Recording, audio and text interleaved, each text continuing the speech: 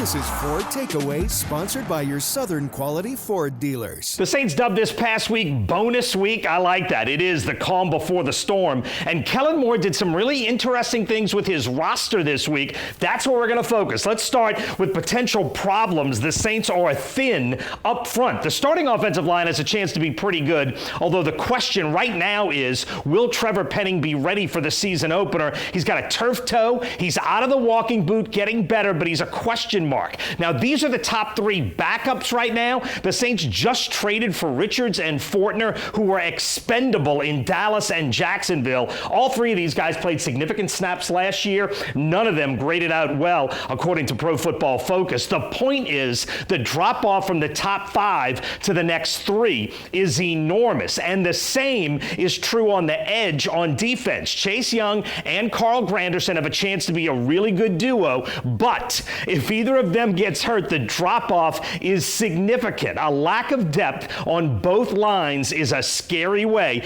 to start the season, but I think the Saints are better in a couple of areas, both on defense. Last year, the Saints were 31st in the NFL in rushing defense. I think this guy can single-handedly help that. That's LSU's Devon Godshaw. Teammates have raved about him all summer, and the secondary is completely overhauled. These were the four starters last summer. All four are gone. Justin Reed and Julian Blackmon both look solid right now at safety, and I think Kool-Aid McKinstry and Alontae Taylor have a chance to be stars. And I like two rookies a lot. Quincy Riley and Jonas Sanker both have a chance to be important players here for a long time, and those two are part of a youth movement. The roster is a little bit younger this year. At running back, the Saints released veterans Clyde Edwards-Helaire and Cam Akers and kept this threesome: Kendre Miller, Velus Jones, and Devin Neal. And at linebacker, the Saints released veterans Nephi Sewell and DeMarco Jackson. Sewell is back on the practice squad,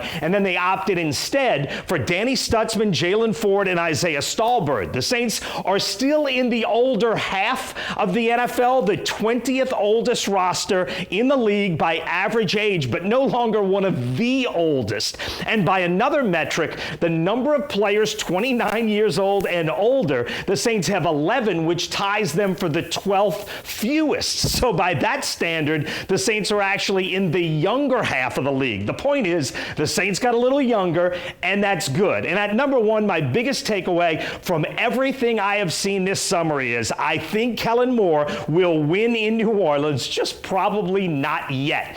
I love his practice approach with a ton of situational work. I love his team building approach. I think he's doing so much right, and I do like a lot of what he's done to rebuild his roster. But right now, it seems obvious starting over is going to take more than 1 year. My advice to Saints fans, be patient. I think your patience will be rewarded eventually. And that's my four takeaways from the bonus week.